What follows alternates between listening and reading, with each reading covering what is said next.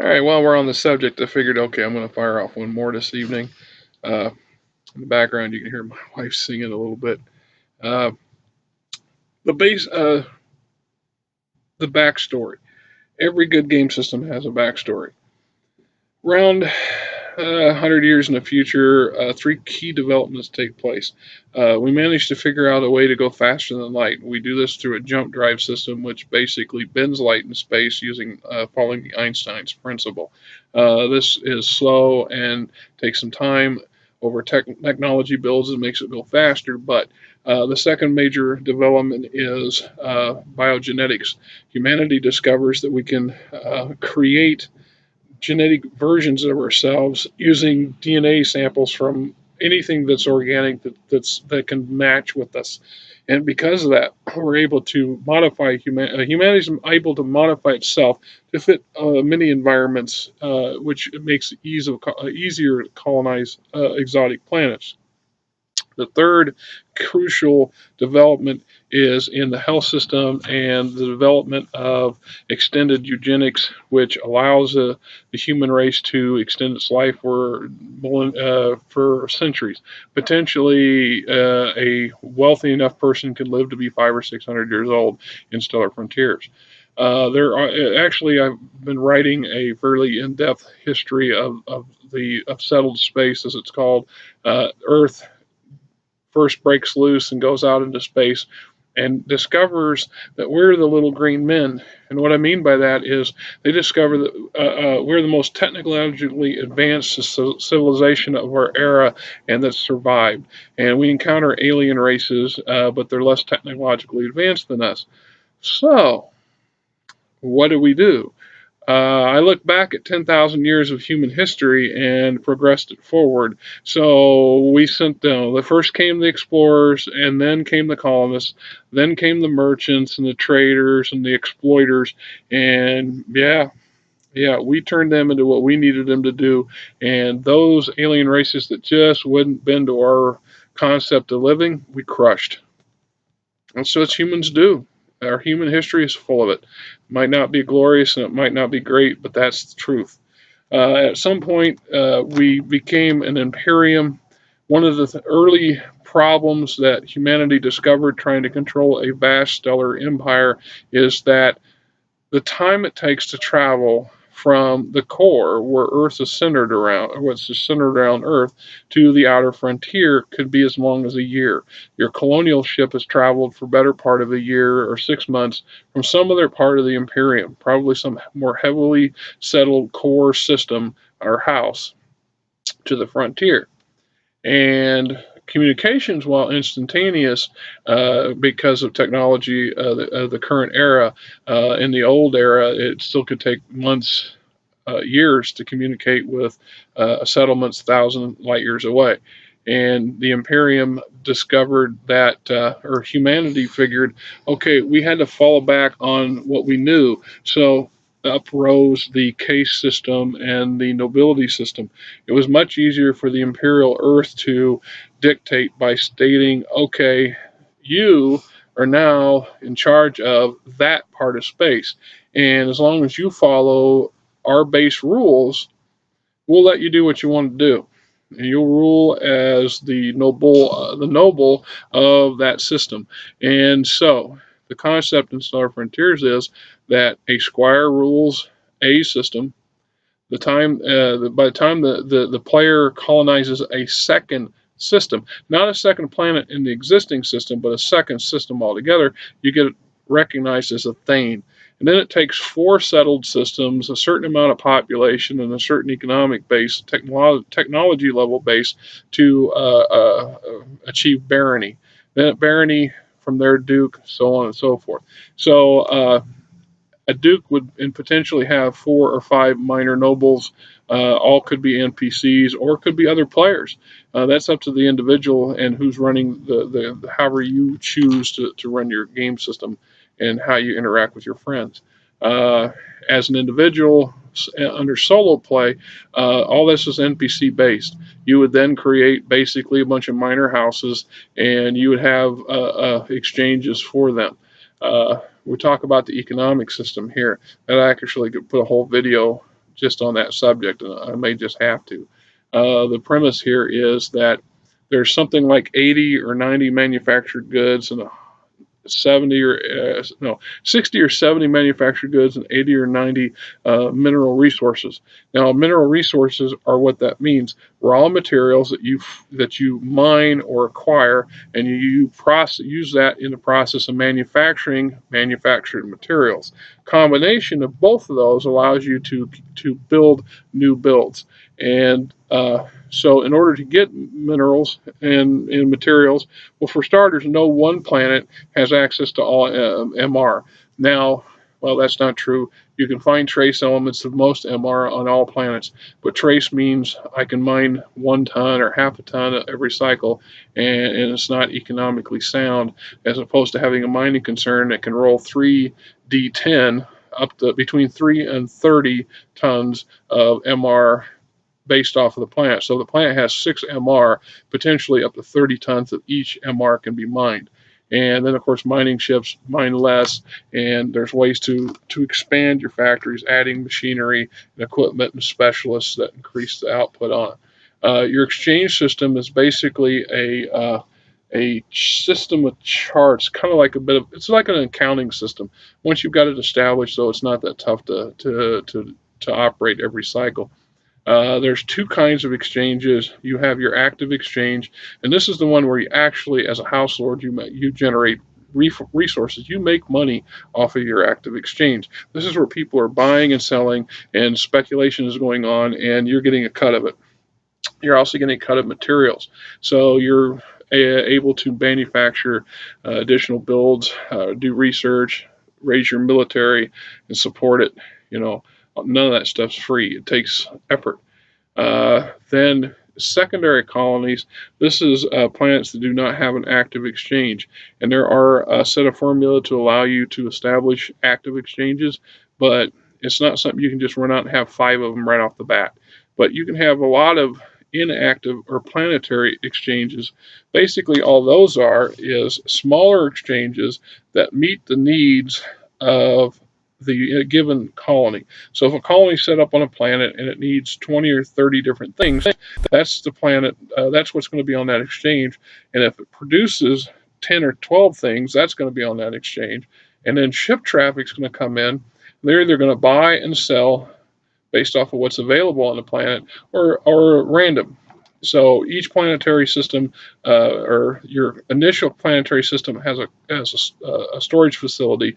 Additional colonies you would try to build or construct storage of some sort in order to accumulate materials, because what you're going to discover is some colonies are going to have access to mineral resources that others don't. The best way to make them all thrive is to transport stuff between from point A to point B and back again. Hence the need to build more additional starships. So that's where the shipping yard comes in. Back to the premise of the backstory. So your house lord, for whatever reasons you choose, goes forward in establishing a colony. And from there, your goal is to achieve a much grander colony. And the more resources, the more planets you control, the better off you are. Of course, there's a command curve there. So the higher your ranking goes, the tougher your opponents are going to be. Your OPFOR is going to be much tougher, much stiffer. You're going to have more, spy stuff going on, more interactions with bad guys and things like this, along with good guys. And then of course, if you have additional players that are playing with you as a group, well, then you're mucking with each other. Now, ideally, somebody should be a moderator or a space master, if you will, to oversee that sort of thing. Makes it a little easier, but it's not that you can't have a bunch of individuals. The only disadvantage is everybody needs to be on the same page when cycles roll around. You don't want to be playing with a guy who takes 3 weeks to do what you do in 1, because you're going to be 3 times further ahead than him, and he's going to lose, and you're going to conquer him pretty easy. Or he's just not going to be viable for you at some point. He's just going to be some punk little planet out there somewhere that you're going to trade with occasionally and ignore most of the time, and he's going to get, well, butthurt about it. And then what are you going to do, right? You're going to get upset about it. There's a whole chapter on creating genomes. Like I said, biogenetics was a big development in Earth's near future or in ancient history, depending if you're looking from the stellar frontiers perspective, from settled space. Most of your alien species that you encounter, and there's quite a few. I've developed a number of my own, and I've had other players add more to this canon. There's quite a few alien genomes, but majority of them are human biologic designed individuals. These are everything from Venetians to Rhinomen to Taurans, the Terralites, the aviaries, the list just goes on. Somebody or some think tank or some guild or some government at some time decided to build a super soldier or a super worker or develop an organic entertainment system that turns into eventually gains their freedom in some manner or another and becomes an independent genome, as we call them.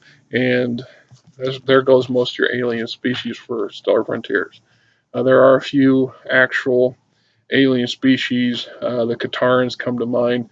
They themselves were are feline-based creation of my own. The Katarans were a tribal society when human traders first encountered them, and now they're a confederacy of significant size, and yet they still kowtow to the human emperor. The Imperium is the all-knowing power that sits in the backstop. As a player, you actually interact with the Imperium very little. Occasional event role will have a star marshal or some bureaucracy guy show up that has whatever goal in mind. Uh, Rule of thumb is don't tick off the Imperium because the Imperium, well, they're not very nice. It's not that they're evil people in general, they're human. And sometimes it's just more expedient to drop a boot on something than it is to negotiate a problem. So if, a vast Imperial Armada shows up and accidentally backs over your planet, the galactic news burst people are going to go, it was a terrible tragedy today when the 277th Assault Fleet accidentally bombarded Aknar because they mistaken it from as a wasteland, and it was too bad 40 million people died. Tough luck, but hey, that's the nature of the beast. Like I said, there's a lot of stuff in depth in here. I just try to translate this stuff to video is rough. It's so much easier if you sit down and you play it because you'll either love it or you won't. If you won't, well, you'll shrug your shoulders and move on to something less complicated. If you're like me and you like detail, you like control of your environment, you like to be able to grow and develop and exploit and explore, this is a system that's built for that. I have yet to see any game system out there that truly addresses this sort of stuff. Uh, there's several that come close, but it's not quite the same thing. I mean, just the research and development side of things. As you're exploring a planet, you might encounter an exotic material, exotic plant, or animal. And I have a chapter for research and developing this sort of stuff. You build a research facility or you set up a research team. There's many different outlets to achieving this goal. And these people, and you find this exotic plant, and the mechanics say, hey, it has some sort of medicinal value. Well, then you do an R&D. You spend 5 cycles and a little bit of some credits to research this thing to get a roll chance to see if it's actually worth having or not. And if you're successful, there's a set of charts that you can roll on that says, hey, this stuff is good for healing properties or for influencing other people. And then you have to say, okay, now I have a raw substance that can be used to heal people or exploit people. And you have to say, okay, how do I refine that to take advantage of it? So the mechanics tell you, I'm going to set up a additional research, and I'll do some research to get some success. I'm going to set up some low-tech harvesting or farmers or whatever who are going to go out and gather the stuff in small quantities. Then I'm going to build a factory that's going to produce something that I can utilize this stuff, and maybe I'll get a substance that I can use as an exotic trade source to sell off to my neighbors, or I'll blacklist it. At this point, I don't want anybody else to have it, but they're smugglers and pirates and gutter gangs. There's plenty of bad guys that can still get this stuff off, so you can get it from your neighbors, or you can send your spies and your special op teams in and grab it. Hey, that's where this fun really starts to kick in. Meanwhile, I developed this exotic material, this plant. I find a way to harvest it, process it, and now I have a modified medipack that I can apply to my troops to give my troops an advantage of taking less damage over a battle, or saving more of my losses, preventing losses from capping, which prevents my experience rankings going down for a given unit. Or this material, I'm allowed to, I find an extract from this particular animal, and I process it into